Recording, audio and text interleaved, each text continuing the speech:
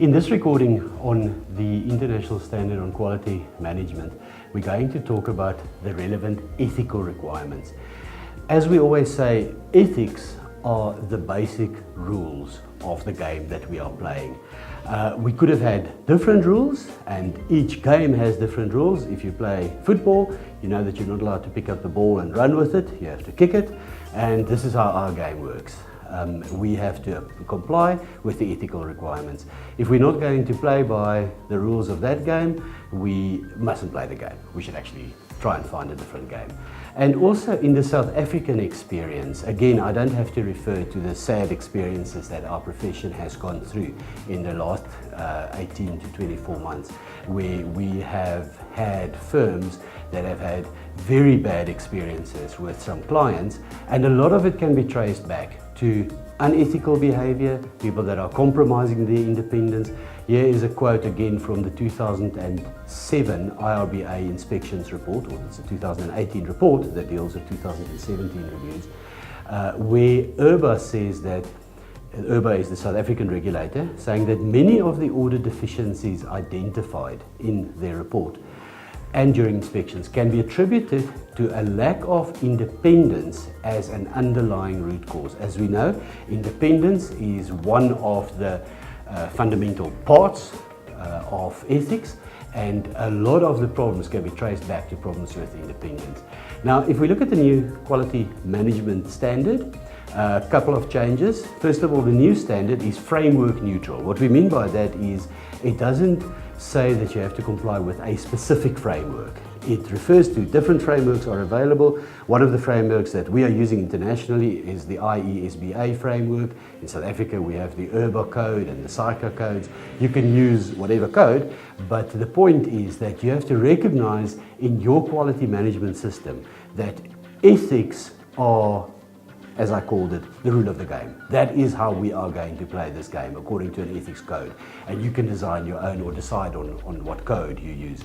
This has been updated to align with the revised IESBA code that came out in middle of 2000, or came out earlier, but it was effective from the middle of 2018, where we adopted a new code internationally. It was also adopted locally, and this one has now been aligned with it.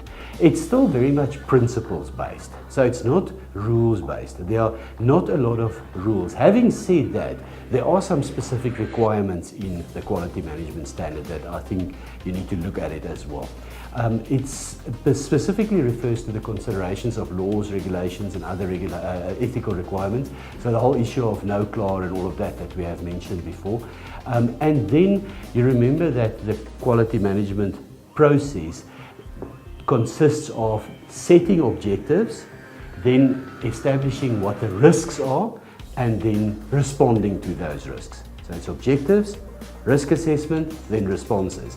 And the idea of a quality management process is that you have to set those. You have to go through a process of setting your own quality objectives, identifying risks, and then designing responses. But having said that, the standard actually prescribes a few. So as a base, it actually prescribes a few. 3 quality objectives. It then wants you to identify quality risks, and it comes up with 4 prescribed responses. There can be more than that, but you must at least have these 4. So in terms of the quality objectives, it's easily summarized in the following slide. It applies to the firm, okay, so that's everyone in the firm itself, the personnel of the firm, so it applies to individuals in the firm, and then it also applies to others. What's meant by others? It would be, for example, the specialists that we consult with. It would be maybe previous auditors, maybe successor auditors, maybe clients, maybe directors. So this means that we have to, in our quality management system, we have to look at all 3 of these, call it parties, the firm, its personnel and others. Okay, what are the objectives? We want to make sure that these parties all understand what the rules of our game are. So you can't say because I employ an economist in my firm, they have their own rules that they play by, they don't have to worry about our rules. No, you can't say that. They have to understand our rules. They have to play by our rules. And then there are going to be cases where there are going to be breaches. We recognize that. sometimes accidentally, sometimes just an oversight, sometimes it's isolated, sometimes more pervasive. How do we deal with it? We all make mistakes. The question is, how do you correct those mistakes? So we have to make sure that all of those people, and we include firm personnel and others, that they all understand what our rules are, they play by the rules, and they respond to breaches. And that's as simple as that. That's the quality objectives that we have to have. How do we have to do that? Now, this is where it gives us a little bit more procedural guidance. It says that we have to, as a firm, establish policies, procedures, therefore something in writing, okay, not just something in the air. You must establish policies and procedures that where you can communicate what are the rules that we comply with. Now in this case, if it's IESBA, then it's simple. We can just simply refer to the IESBA code and we say that that is the rules that we comply with. It's probably not going to be sufficient because you probably have to supplement it by specifics for your firm and for your country and for the area where you operate. Then once you have listed those rules, which is probably the simple part, you then have to start identifying threats. In our business, what can happen that threaten our compliance with those rules? So we said, for example, we want to be independent. What can threaten our compliance with the independence rule? Maybe there's only a few players in this market and we all know each other very well and the clients all know each other very well. So that gives you a threat of independence because it's very difficult for you to divorce yourself from the knowledge that you have already. Once you have identified that, how are we going to identify breaches? Especially if the firm becomes a bit bigger. It's not just a one or two man show. If somebody has contravened our rules in one area, how does everyone else know about it? I mean, know about it to the point where it's relevant to their work. If I'm, for example, not independent from a client anymore and somebody else has to make a decision based on my work, how do we make sure that they know about that and then the appropriate decision is made? So that brings you to communication. You have to have in your rules and policies, how do we communicate these things?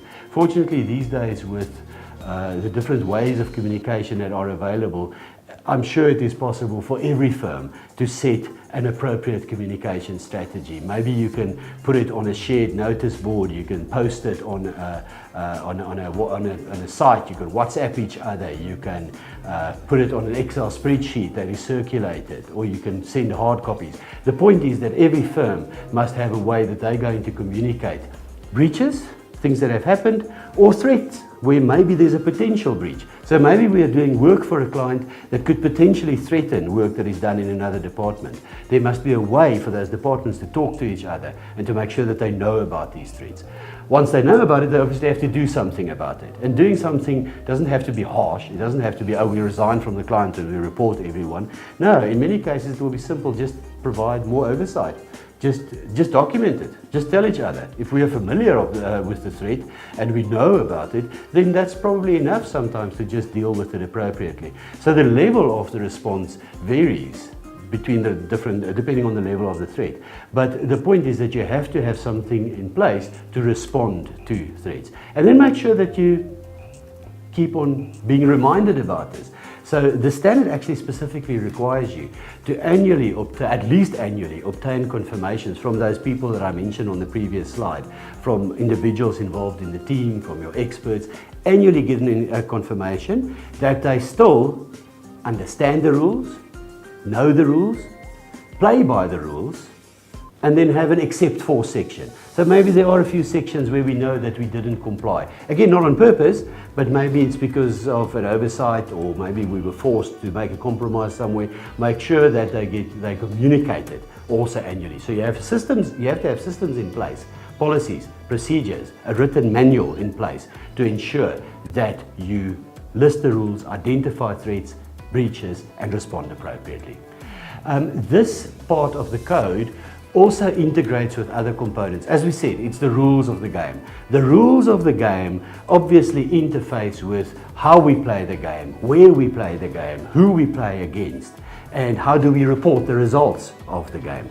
These rules are very pervasive. It doesn't stand on its own in your quality control manual in one chapter of the manual and then you forget about it. It has to be considered. For example, the ethical requirements have to be considered when you consider your operational plan. So if the business plan is to grow in a certain sector, to what extent can we grow? To what extent can we grow and it even starts impacting the other sectors?